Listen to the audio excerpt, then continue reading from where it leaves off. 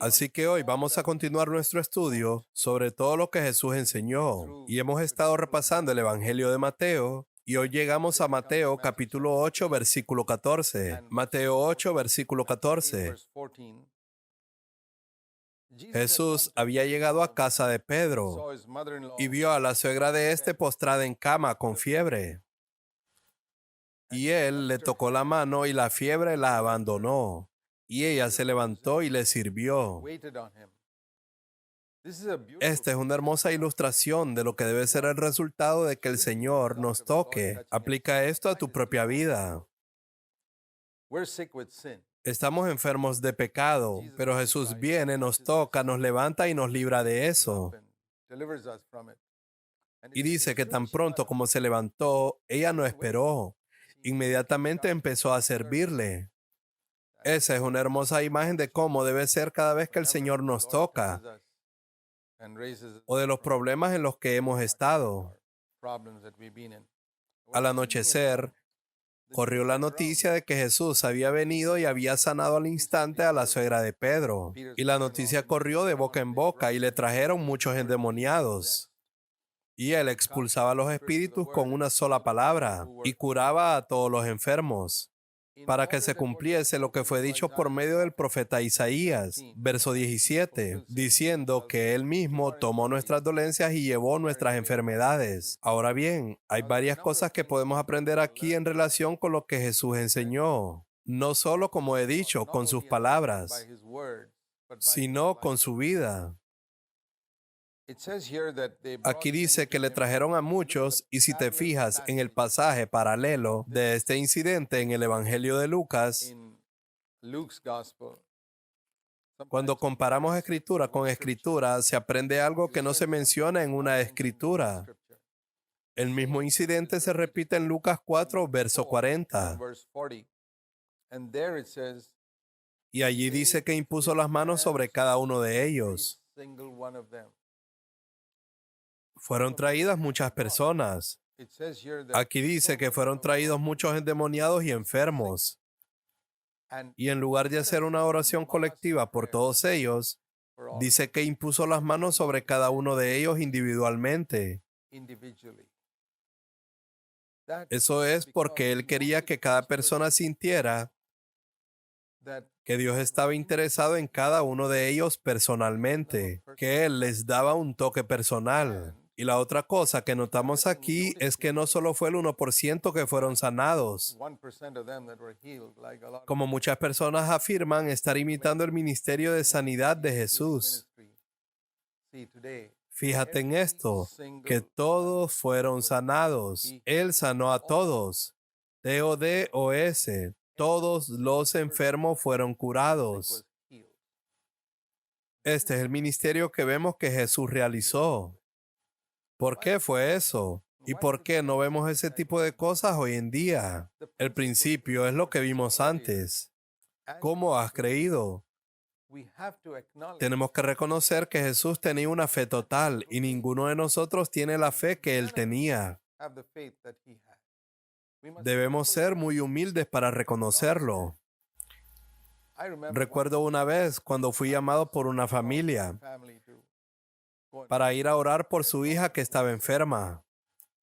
¿Y sabes lo que la Biblia dice? Yo no tengo el don de sanidad, pero la Biblia dice en Santiago capítulo 5, cuando alguien esté enfermo, que llame a un anciano para orar por los que estén enfermos. Él debe ir, ungirlo con aceite y orar. Y dice que la oración de fe sanará a los enfermos. Así que fui no como alguien que tiene el don de sanidad, sino como un anciano obedeciendo el mandato de Santiago capítulo 5. Y cuando fui allí y vi a esa niña de 16 años en la cama y decían que ella estaba herida o tenía alguna lesión en la cabeza o algo así de nacimiento y que no podía caminar, hablar ni hacer nada desde la infancia. Había pasado acurrucada durante 16 años. Ella tuvo que ser alimentada, vestida y todo. Y dije, hey hermano, hermana, no tengo la fe para hacer que esta persona se levante y camine. Seré honesto con ustedes. Y les dije, puedo orar para que Dios les dé gracia para cuidar de esta niña, pero no quiero engañarles y hacerles creer que tan pronto como ore, esta niña se va a levantar y caminar cuando ella nunca ha caminado durante 16 años. Debemos ser honestos y humildes sobre la medida del don que tenemos y la medida de la fe que tenemos. Y también les dije que si Jesús estuviera aquí, Él la habría hecho caminar inmediatamente. ¿Cuál es la diferencia? Jesús tenía una fe completa. No había pecado en su vida. Gran parte de nuestro problema es que nuestra mente y nuestro corazón están contaminados por el pecado. Hay muchas cosas en nosotros. Puede haber egoísmo, orgullo. Puede haber un apego a este mundo material del que Jesús estaba completamente desprendido. Él caminaba en la tierra como alguien que era totalmente celestial. Y por eso su palabra tenía autoridad. Así que tenemos que humillarnos y reconocer que no podemos hacer todo lo que Él hizo. Pero ciertamente podemos vivir de la manera que Él nos enseñó a vivir.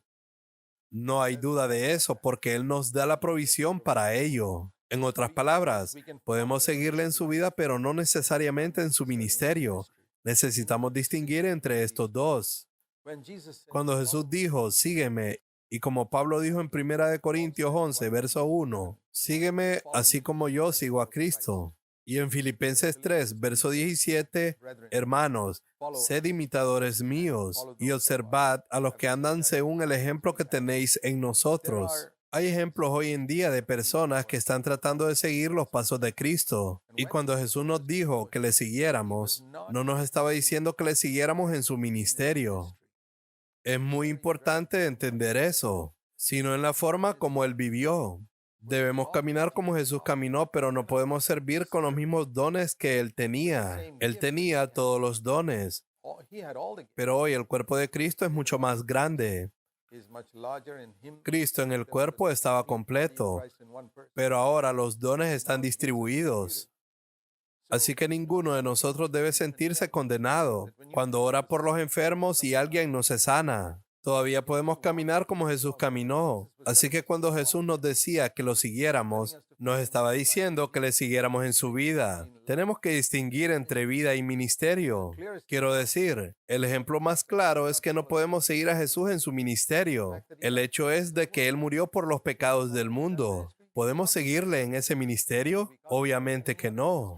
Bueno, tampoco podemos seguirle en otro ministerio, ni siquiera en la sanidad de todos los enfermos. Deberíamos reconocer esa limitación y ser honestos porque muchos cristianos están siendo engañados al decirles que podemos hacer todo lo que Jesús hizo. Pero en su vida, sí, podemos vencer el pecado como Él lo hizo, pero no en su ministerio. Esa es la verdad, y cualquiera que te dé otra impresión, en realidad está tratando de engañarte. Así que menciono esto de pasada. Y la otra cosa que quiero que notes aquí es en Mateo 8, verso 17. Dice que cuando Jesús sanó a todos los que estaban enfermos aquí en el verso 16, algo se cumplió allí mismo. Si no leemos las escrituras correctamente, podemos citarlas mal, y muy a menudo los predicadores citan mal este versículo 17, como les acabo de mencionar. El versículo 17 dice, la profecía de Isaías que dice, Él mismo tomó nuestras dolencias y llevó nuestras enfermedades. Esta fue cumplida.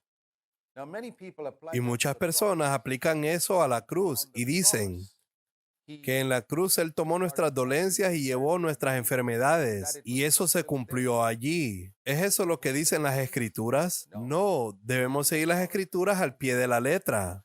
La profecía de Isaías 53, aunque varias cosas se relacionan con la cruz, es muy importante entenderla.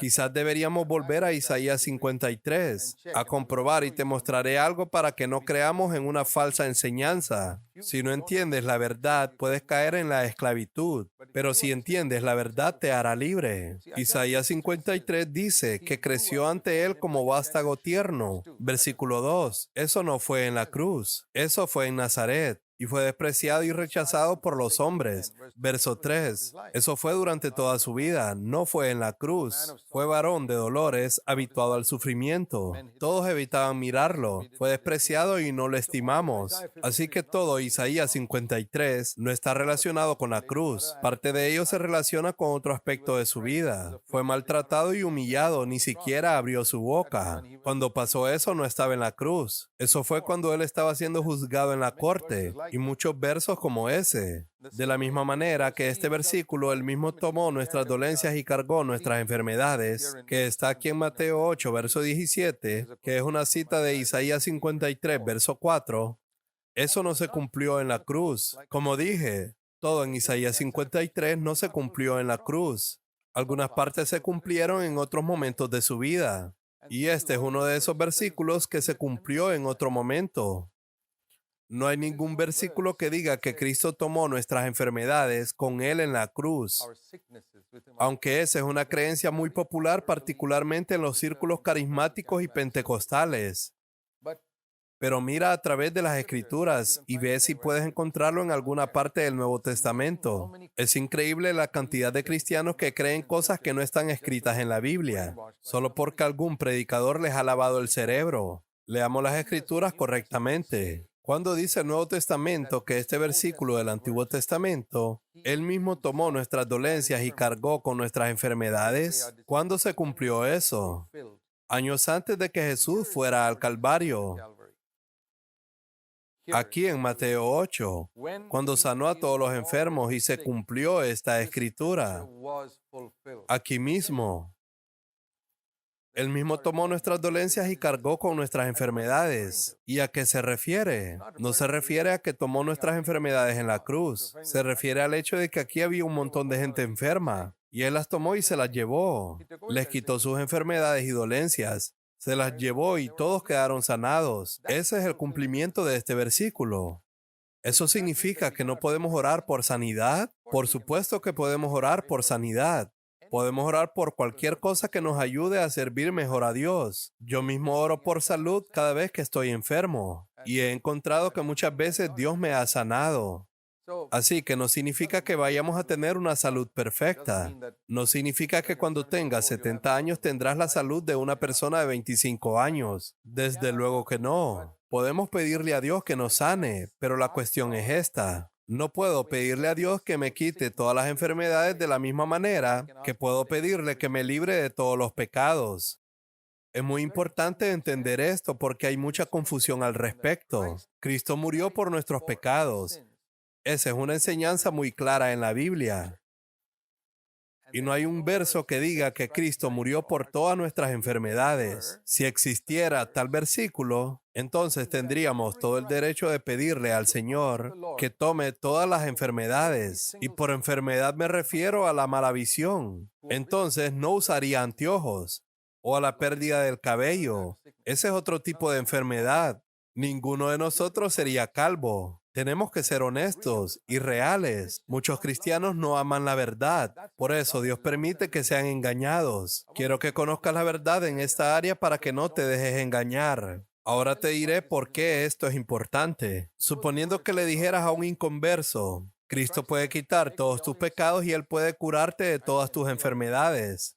Y tienes apoyo bíblico para la primera afirmación, pero no para la segunda. Pero lo has oído siendo predicado popularmente. Y así tú se lo predicas a los inconversos. Y este inconverso que no sabe nada de la Biblia te cree. Y te dice, bueno, ¿qué debo hacer? Y tú le dices que le pida perdón a Cristo. Apártate de tu pecado, pídele perdón. Y Él lo hace. Recíbelo como tu Salvador. Él lo hace. Y le dices, basándote en la palabra de Dios, que sus pecados han sido borrados. Si confesamos nuestros pecados, Él es fiel y justo para perdonar todos nuestros pecados. Y tú le aseguras que todos sus pecados son perdonados. Y luego le dices que Cristo murió también por sus enfermedades. Y Él dice, tengo algunas enfermedades graves en mi cuerpo. Y le dices que ore por ello. Tengo cáncer, te dice Él. Tengo tuberculosis, ora por eso. De la misma manera que oraste por los pecados. Él dice, Señor, quita mis enfermedades. Yo te creo. Con la misma fe que tuvo para que Cristo le quitara sus pecados, Él cree que también le quitará sus enfermedades. Y ya le has dicho que el pecado es un problema mayor que la enfermedad. Y si Jesús puede ocuparse del problema mayor, seguro se ocupará del menor. Y ahora Él se va creyéndote que sus pecados han sido perdonados. Y probablemente también le has dicho que crea que sus enfermedades han sido sanadas. Una semana después va al médico y éste le dice que su cáncer ha empeorado. ¿Qué crees que él va a pensar de tu evangelio? Él va a decir, este tipo me engañó. Dijo que Cristo me quitaría la enfermedad y no lo ha hecho. Y por eso él dice, tal vez ni siquiera ha quitado mi pecado. Porque si Él no puede quitarme el problema más pequeño, que es mi enfermedad, ¿cómo sé que me ha quitado el problema más grande, que es mi pecado? ¿Ves cómo este tipo de prédicas están trayendo mucha confusión y engañando a la gente? Y ese es el tipo de engaño del que quiero librarte. Y debes difundir ese mensaje a los demás. Y es este. No intentes tener fe en algo que las Escrituras no han prometido. Busca una promesa. Y cuando encuentres una promesa, mira si se aplica a ti. ¿Es algo que Jesús hizo en la cruz? Ese versículo en particular. Ciertamente Él mismo tomó nuestras dolencias y cargó con nuestras enfermedades. ¿Dónde se cumplió? Se cumplió cuando Él estuvo físicamente en la tierra, sanando a algunas personas. Como he dicho, podemos pedir a Dios por nuestras necesidades. Mi Dios pues proveerá todas sus necesidades conforme a sus riquezas en gloria, que es en Cristo Jesús. Esa es una promesa específica en Filipenses 4, verso 19. No dice que me dará todo lo que quiero. Tenemos que leer las Escrituras cuidadosamente. Mi Dios suplirá todas nuestras necesidades. Ahora, hay muchas cosas que pensamos que son nuestra necesidad. Y Dios no piensa así. Es como los niños pequeños. Cuando los niños pequeños vienen a su padre y dicen, papá, necesito esto. Papá dirá, no necesitas lo que quieres, pero no creo que lo necesites, así que no te lo voy a dar. Un buen padre no da a sus hijos todo lo que le piden. Solo un padre tonto daría a sus hijos todo lo que le piden. A veces damos a nuestros hijos cosas dolorosas como una inyección o una operación, que es extremadamente dolorosa pero necesaria para ellos. No lo quieren pero lo necesitan. Así es un buen padre. El niño no puede entender por qué debe pasar por el quirófano o tomar una dolorosa inyección, pero el padre le dice que lo necesita. Él es un padre amoroso y nosotros somos hijos. A veces no sabemos lo que es bueno para nosotros. Dios ha prometido darnos todo lo que necesitamos y donde Él vea que necesito sanidad, siempre me sanará, porque es para su bien y para el mío. Pero donde Él ve que no es tan necesario, puede que no.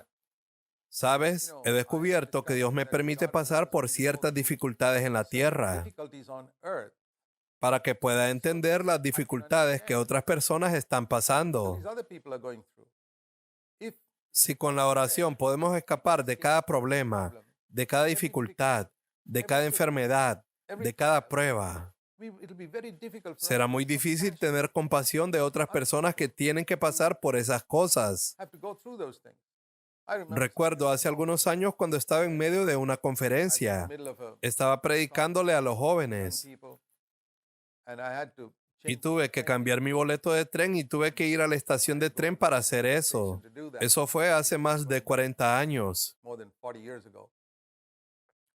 Y oré y dije, Señor, por favor, que la cola allí sea corta para que yo no tenga que perder mucho tiempo allí. Y cuando llegué, la cola era tan larga que llegaba hasta fuera de la estación. Tuve que estar de pie bajo el sol durante un buen rato, antes de llegar al mostrador para cambiar mi boleto. Yo era joven, apenas tenía 20 años, y cuando regresé, dije, Señor, ¿por qué no respondiste mi oración?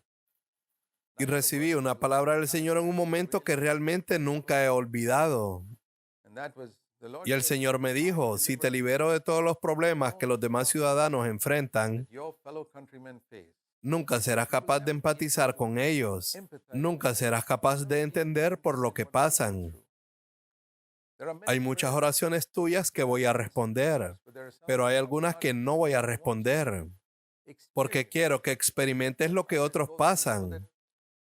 para que no encuentres la liberación solo por la oración. Y cómo en medio de ese sufrimiento o dificultad, aún sabes cómo confiar en mí y darme las gracias.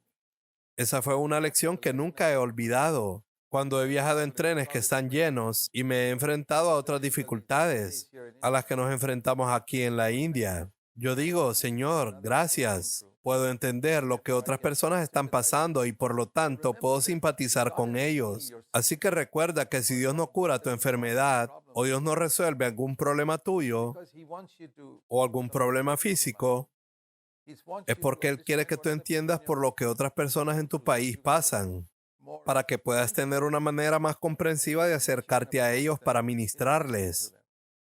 Pero cuando se trata del pecado, la palabra de Dios es clara, absolutamente clara. Todo pecado que confieses será perdonado inmediatamente. No hay demora en eso. Cuando oras por una enfermedad, a veces el Señor puede tardar un poco en curarla, pero cuando se trata del pecado pasado, el perdón es inmediato. O cuando se trata de vencer el pecado, Romanos 6, verso 14 es claro. El pecado no gobernará sobre ti. Y podemos afirmar eso. Así que si no entendemos la diferencia entre lo que Dios hará inmediatamente y aquello que Dios puede hacer lentamente o aquello que Dios puede no hacer, podemos confundirnos en si Dios responde a la oración o no. Siempre digo que Dios responde a todas las oraciones. Pero como los semáforos que vemos en los cruces, a veces está en rojo. Dios dice que no. Es una respuesta, pero la respuesta es no. A veces es naranja o amarillo. Y entonces Dios dice, espera, todavía no te lo daré. Y a veces es verde. Sí, puedes tenerlo ahora mismo. Así que acuérdate de los semáforos cuando pienses en Dios respondiendo a la oración. Cada oración es contestada. Los semáforos de Dios siempre funcionan. Pero no creas que cuando dice que no, es que no ha contestado. Sí contestó. Si mi hijo pequeño viniera y me pidiera algo y yo le dijera que no, él no puede decir, papá no me dio una respuesta. Papá sí me dio una respuesta, pero la respuesta fue no. Así que recuerda esto, Dios responde a todas las oraciones. A veces la respuesta es sí. A veces la respuesta es espera. A veces la respuesta es no. Pero cuando se trata del pecado, su respuesta es siempre sí. Siempre sí, porque Cristo vino al mundo para salvarnos del pecado. Es muy importante para mí hacer énfasis en esto. La diferencia entre lo que Cristo vino a hacer y lo que hace. Él nos bendice de muchas maneras, pero hay cosas que ha prometido hacer de inmediato y otras cosas que Él hace como cuestión de su bondad. Dios es un Dios bueno. Él hace salir el sol sobre malos y buenos. Él hace que la lluvia caiga sobre los justos e injustos. Hay muchas cosas que Dios hace incluso por los incrédulos. Por ejemplo, Cornelio era un militar totalmente inconverso. Y sin embargo, Dios escuchó sus oraciones. Pero cuando se trata del perdón de los pecados y de ser hijo de Dios, no hay duda alguna en las enseñanzas de las Escrituras. Así que quería enfatizar esto para que no entremos en ninguna confusión. Si igualas la enfermedad con el pecado, como muchos cristianos pretenden hacer, encontraremos confusión en nuestra mente cuando descubramos por qué esta oración no está siendo contestada. Por ejemplo, orar por cosas materiales. Mucha gente ora por casas, tierras, coches y todo tipo de cosas. Ciertamente podemos pedir por eso. Siempre digo que puedes pedirle a Dios cualquier cosa bajo el sol, pero concluye tu oración con Padre, que no sea mi voluntad, sino la tuya. Si puedes concluir tu oración con esa frase, puedes pedir cualquier cosa, porque algunas cosas no son la voluntad de Dios. Lo que creemos que es bueno para nosotros puede no serlo. La liberación y el perdón de los pecados es siempre bueno para nosotros, el 100% del tiempo. Pero muchas otras cosas que pensamos que son buenas para nosotros pueden no ser las mejores para nosotros. Esta es la manera de entender la verdad de las Escrituras de una manera adecuada. Continuaremos nuestro estudio en la próxima sesión.